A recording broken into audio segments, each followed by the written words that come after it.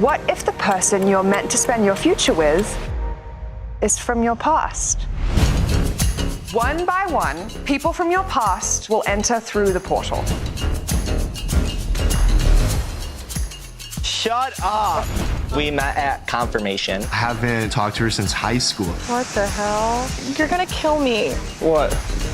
What's your name again? Betty who? It's great to be sitting in person talking to you after these 2 years of virtual interviews. It's great to just see people. I know, it does feel nice. It feels a little surreal, doesn't it?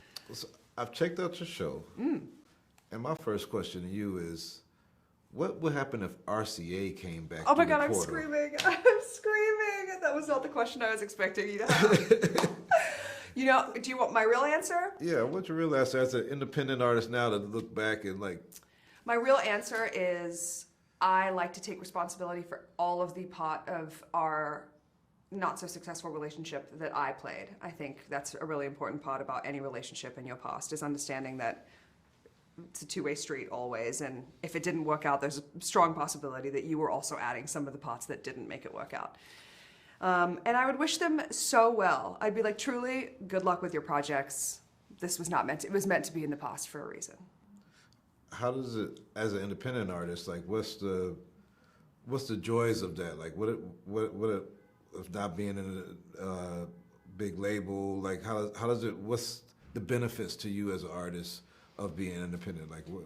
I think there are a ton. Obviously, there are also a ton of setbacks. You know, I think there is definitely pros and cons. I think the pros for me outweighed the cons only because I'm the kind of artist who wants creative control. I'm very intense about that. I want to micromanage everything. I want to feel as though I have touched it and I approve it. And I think with a label at the scale that I was at for a long time, I felt like I was just slipping through the cracks, and I really wanted a little bit more hands-on attention and care from a smaller team. I would have been a lot happier, I think, with that.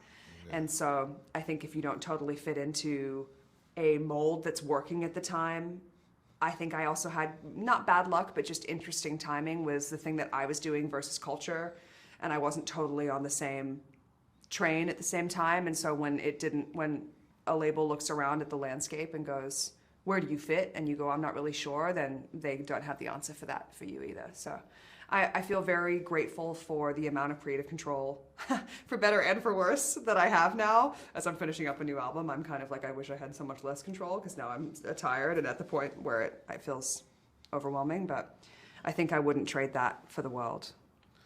I know that this is going to release on Prime Video, and like you're releasing a new album. Are you gauging for this audience that you're gonna attract from here that may not be familiar with your music to be able to introduce that to them also? Is that like I hope so.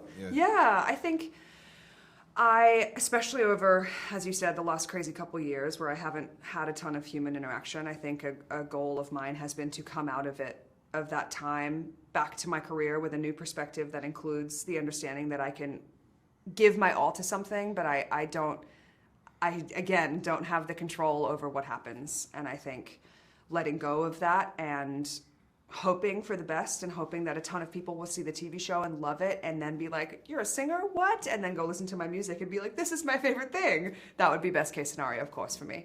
Yeah. But I'm also just really grateful to have had the opportunity. If everybody watches the show and hates it, I still had I had a great time while I filmed it. I can't imagine that's going to happen, but I'm very dedicated to my experience of the thing in the moment being what drives my validation and of that experience. And so I had the best time shooting it. I swear, it was like 28 days, and I wished it had been a million. I was so not ready to leave. I hate to ask another athlete about another athlete or artist about another artist, sure. But this week Drake released a pop dance album, and I know that's kind of the same genre of music you do. Did you have any opinions? Because there's been like a lot of different opinions on yeah.